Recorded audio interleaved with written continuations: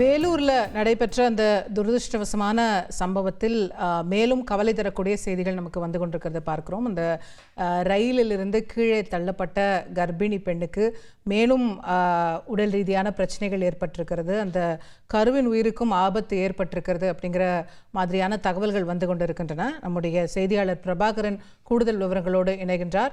பிரபாகரன், இது அதிகாரப்பூர்வமாக சொல்லப்பட்டிருக்கா? மருத்துவர்கள் யாரும் இந்த மாதிரி தகவல்கள் தெரிவிச்சிருக்காங்களா அந்த கருவுக்கு ஆபத்து அப்படின்னு? அதாவது நேற்று முன்தினம் பார்த்தோம்னா திருப்பூர்ல இருந்து கோயம்புத்தூர்ல இருந்து திருப்பதி வரைக்கும் செல்லக்கூடிய இன்டர்சிட்டி விரைவுல சித்தூரை சேர்ந்த ஒரு இளம்பெண் வந்து கர்ப்பிணி பெண் அவர் பயணித்திருந்தாங்க. அந்த கர்ப்பிணி பெண்ணுக்கு ஜோலார்பேட்டத்துல வரும்போது ஒரு கொடூர பாலியல் தொல்லை கூப்பிட்டதோட அது இந்த பாலியல் தொல்லை சம்பவத்திலிருந்து மேலும் முயற்சித்த அந்த கர்ப்பிணி பெண்ணை தரத்தரன்னு இழுத்துட்டு போய் அந்த ஓடக்கூடிய ரயில்ல இருந்து கீழே தள்ளிவிட்ட சம்பவம் வந்து பெரிய பரபரப்பை ஏற்படுத்தியிருந்தது.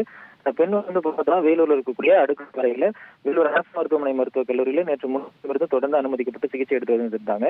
தொடர்ந்து வேலூர் மாவட்ட ஆட்சியரும் இங்க இருக்க தமிழ்நாடு மாநில மனித உரிமையாளர் ஆணையத்துல இருந்த வந்து நேற்று இரவு சந்தித்திருந்தாங்க.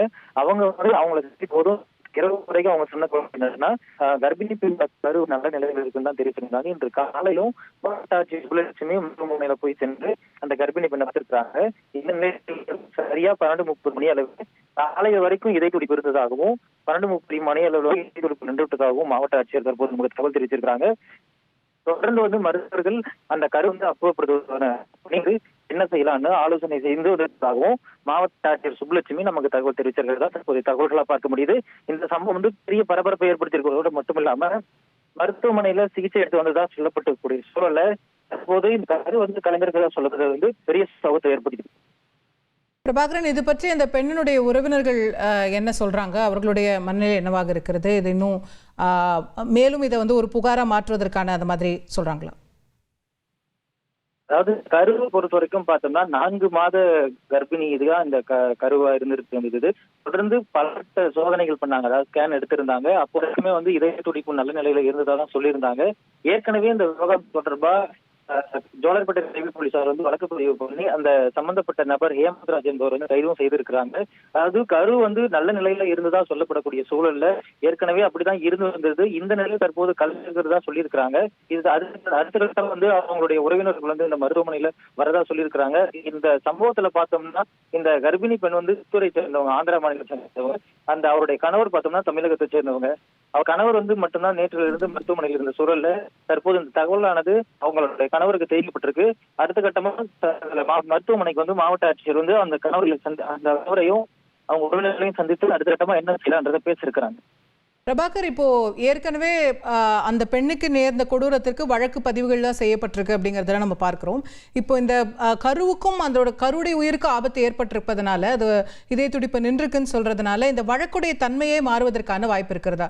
இந்த கருவுடைய மரணத்தை கருத்தில் கொண்டு கூடுதல் செக்ஷன்ஸ் இந்த குற்றம் சாட்டப்பட்டவர் மீது சேர்க்கப்பட வாய்ப்பு இருக்கா? கண்டிப்பா. ஏன்னா ஏற்கனவே பார்த்தோம்னா அவங்க மேல வந்து பாலியல் வன்கொடுமை பதிவு பண்ணியிருக்கிறாங்க, கொலை முயற்சி வழக்கு பதிவு பண்ணியிருக்கிறாங்க. அந்த கரு வந்து கர்ப்பிணி பெண்ணை தாக்குன்றதுனால வந்து இந்த வழக்கு வந்து ஒரு முக்கியத்துவம் பார்க்கப்படுது. குறிப்பா சொல்லணும்னா தற்போது அந்த கரு வந்து ஒரு உயிரிழந்த கருதப்படும். இப்போ உயிரிழக்கக்கூடிய சூழல வந்து இது வந்து ஒரு கொலை வழக்கு மாற்ற வாய்ப்பு இருக்கிறதா வந்து போலீசார் நமக்கு தகவல் தெரிவிச்சிருக்காங்க. அடுத்த கட்டமாக வல்லுநர்களும் வந்து தொடர்ந்து மாவட்ட ஆட்சியர் ஆலோசனை மேற்கொண்டிருக்காங்க. ஏற்கனவே அந்த கைது செய்யப்பட்டிருக்கூடிய ஹேமந்த்ராஜ் என்பவருக்கு வந்து போலீசார் வந்து கழிவறையில வலிக்கு விழுந்ததா சொல்லி கட்டும் போடப்பட்டு சிறையில் அடைக்கப்பட்டிருக்காங்க. தொடர்ந்து அவருடைய வந்து போலீஸ் கஸ்டடியில் எடுத்து விசாரணையை மேற்கொண்டிருக்கிறாங்க. ஏற்கனவே இந்த கைது செய்யப்படக்கூடிய ஹேமந்த்ராஜ் பொறுத்த வரைக்கும் பார்த்தோம்னா பல்வேறு குற்ற வழக்குகள் நிலுவையில் இருக்கு. அவர்கள் வந்து விரைவில் குண்டர் சட்டத்தின் கீழ் கைது செய்யப்படுவதற்கான வாய்ப்புகள் இருப்பதாகவும் மாவட்ட நிர்வாக தரப்புல இருந்தும் மாவட்ட காவல் தரப்புல இருந்தும் நமக்கு தகவல் சொல்லியிருக்கிறார். ரைட், நன்றி பிரபாகரன் கூடுதல் விவரங்களுக்கு. நம்ம வேலூர் அந்த ரயிலிலிருந்து கர்ப்பிணி பெண் தள்ளிவிடப்பட்ட அந்த சம்பவம், அவருக்கு பாலியல் துன்புறுத்தலும் வழங்கப்பட்ட அந்த ஒரு கொடூரமான சம்பவத்தில் இன்னும் மேலும் கவலை தரக்கூடிய அதிர்ச்சி தரக்கூடிய தகவல்களை செய்திகளை நம்ம இப்போ பார்த்து வருகின்றோம். மருத்துவமனை வட்டாரங்களிலிருந்து மாவட்ட ஆட்சியர் அலுவலக வட்டாரங்களிலிருந்து நமக்கு தெரிகிறது.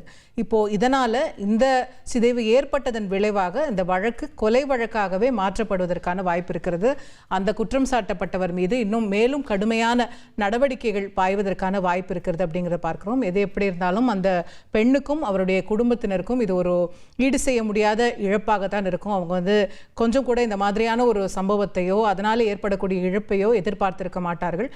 அவர்களுக்கு நம்முடைய ஆறுதல்களை சொல்லுவோம். அந்த குற்றவாளிக்கு, அது குற்றம் செய்தவருக்கு நிச்சயமாக கடுமையான தண்டனை கிடைக்க வேண்டும் அப்படிங்கிறது தான் அந்த குடும்பத்தோட எதிர்பார்ப்பாகவும் இருக்க முடியும். ஏன் அனைத்து பொதுமக்களுடைய எதிர்பார்ப்பாகவும் கூட இருக்க முடியும். அந்த வழக்கில் தொடர்ந்து வரக்கூடிய அப்டேட்ஸையும் நம்ம பார்த்து வருகின்றோம். நம்முடைய செய்தியாளர் பிரபாகரன் வேலூரிலிருந்து விரிவான தகவல்கள் வழங்கியதையும் கேட்டோம்.